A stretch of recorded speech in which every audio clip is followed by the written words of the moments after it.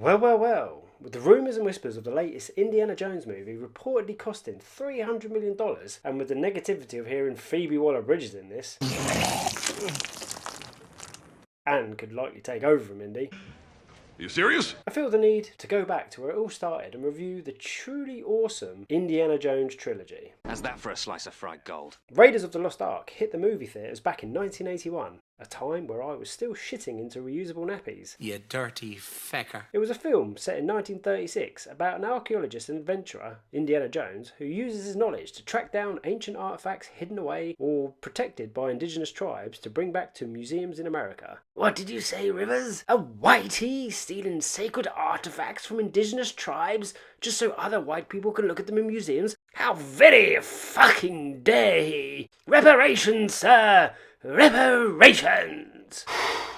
Boy, that escalated quickly.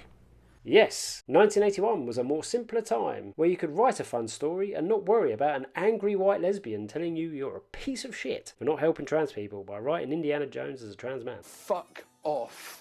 Indy is hired by the US government to use his knowledge and skills to find the Ark of the Covenant, a biblical artifact that can hold the key to human existence. The Nazis are close to finding it, but he first must find it and get back to US soil, before the Third Reich find it and use it with devastating consequences. How's that for a slice of fried gold? Raiders of the Lost Ark for me was one of those childhood memories where I could sit with my old man on the sofa watching this film around Christmas time. It always captivated me because it was such an entertaining film from start to finish, and it had Han Solo. If I go back to the film now and watch it from an adult's point of view, it still captures me the same way it did back in my youth. It's still a very entertaining film, both with its action sequences and its comedy, but also because Han Solo was such a charismatic actor. There's no getting around the fact that Harrison was a man's man. He was a big lad with a cheeky grin, and you could tell he enjoyed getting into the thick of it with the action sequences and fights. He wasn't a particularly smooth operator, he was highly charged. Fist fights over talking his way out of a situation, and didn't have any issues killing anyone, for example.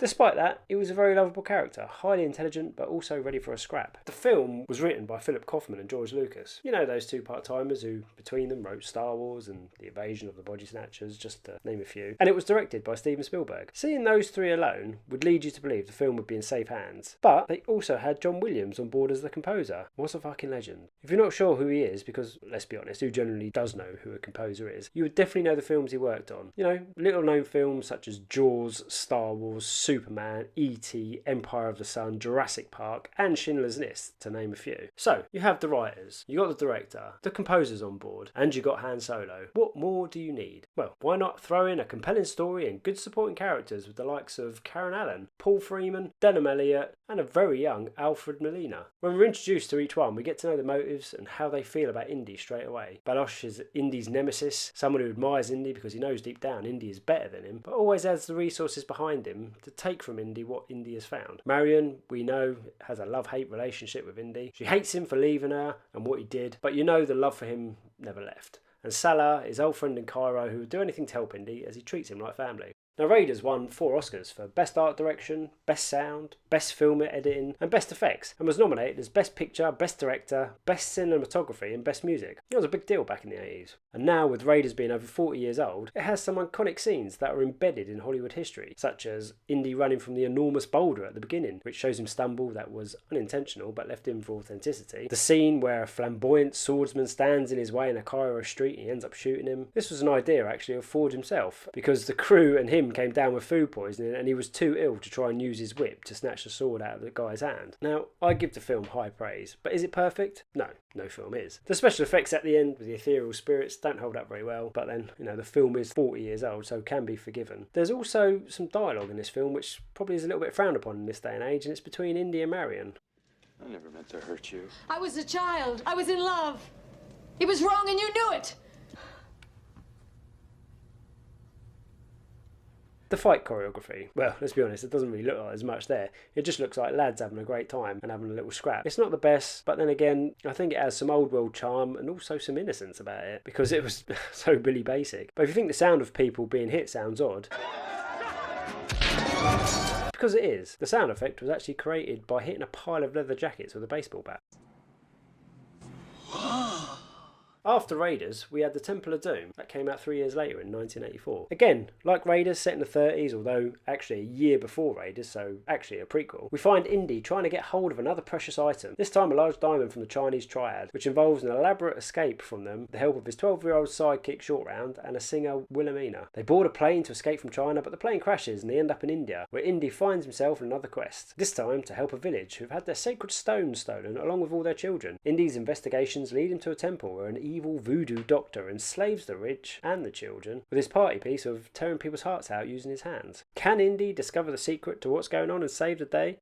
Probably. Again, this was an absolute banger of a film. Again, we had Steven Spielberg at the helm, with George Lucas writing the story, and this time Willard Huck adapting for the screenplay. John Williams was back composing, and again we had another solid cast. For me, I really enjoyed this film. A very different story from the first, especially as his motives this time are very different, where this time he was trying to help a village rather than helping himself or a museum or the US government. This was a darker film to Raiders, but I thought it was actually very funny, and his chemistry with Wilhelmina was a joy to watch. Again, if you want to find something negative, the special effects weren't the best, but this was a time of practical effects which adds a nice touch to the movies, because it's real, and you know it's real. You know there isn't a big green screen behind them. The film was a prequel, yet there is a scene where he has two swordmen in front of him and he goes to shoot them, like in Raiders, except this time his gun's missing. This is an obvious cheap laugh and a nod to the scene in Raiders. However, in reality, it shouldn't be, as the situation never existed at that point. A small gripe, but a gripe all the same. Gay! Then, to round off a great trilogy, we had The Last Crusade. This time it was Indy and his old man against the Nazis. This time it was a quest for the Holy Grail. It was set in 1938, where Indy's dad goes missing in pursuit of the Holy Grail, and where at the same time an art collector convinces Indy that he should go looking for the Grail to stop the Nazis getting it and gaining power. What I loved about this film was the chemistry between Indy and his father, who was Sean Connery. These two were an absolute joy to watch, especially as Indy always seemed to get told off constantly and was referred to as Junior all the time. It was a fun film and a nice emotional element between father and son. The storyline itself was simple enough, and there was plenty of one-liners and action to keep you entertained throughout. Apparently, Ford did so many of the stunts himself that his stuntman had to put him to one side and ask him to let him do something. The stuntman later said if Harrison wasn't such a good actor, he would have made a good stuntman. For the scenes under Venice with the rats, the production had to breed 2,000 rats because ordinary rats would have been riddled with disease and it would have been a fucking nightmare. And when Donovan's wife comes into the study to tell him he's neglecting his guests, you can actually hear in the background the Imperial March from Star Wars as it's being played on the piano.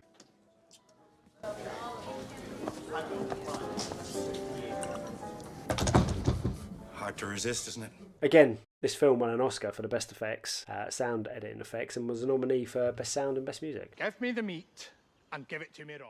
Now these were a great trilogy, and they are worth your time. However, there was a fourth, which was to do with the Crystal Skulls, which was absolute dog shit and definitely worth avoiding. Fuck off. So, with a solid trilogy and a fourth, Pile of shit. it's a pretty solid IP. You're goddamn right. So what we thought was an IP best laid to rest, because let's be honest, Ford was already looking old as fuck in Crystal Skull because he was 66 and looked slow, overweight, lethargic, and basically a granddad. It now seems that Disney want to now make a fifth, and this time bring in some new diverse energy to take over. So what better way to do it than to get the 81-year-old out of his nursing home for one more ride or die film where they can use an annoying woman to take over because she is great and he has now become a miserable old scrote. Jesus, Mary and Joseph and the wee donkey, can we just move this thing along before it drives us all round the bloody bend? So what do we know about the plot yet? Not much. It's still quite tightly guarded, although it does seem to be leaning like it could be to do with time travel. The rumours currently have Indy dying at the end and Phoebe Waller-Bridge taking over. What? What the fuck? However, there have been a number of reshoots and delays on this project, mainly because that rumour has been going round and people are not happy. But hey, this is Hollywood. Anything can happen. The director, James Mangold, has come out and said that is not happening. Phoebe Waller-Bridge is not taking over. But they're all fucking liars over there. We don't know what the reshoots are. I personally will go and pay my money and go review this. But believe me, knowing what Disney are like and having an 81-year-old Indiana and Phoebe Waller-Bridge in it, I can already see a fucking dumpster fire on the horizon. Dial of Destiny is due for release end of June. I'll be getting my ticket. I'll let you know what it's like. Let me know in the comments what you thought about the trilogy and if anyone actually liked the fourth film. If you like this video, please like, share and subscribe.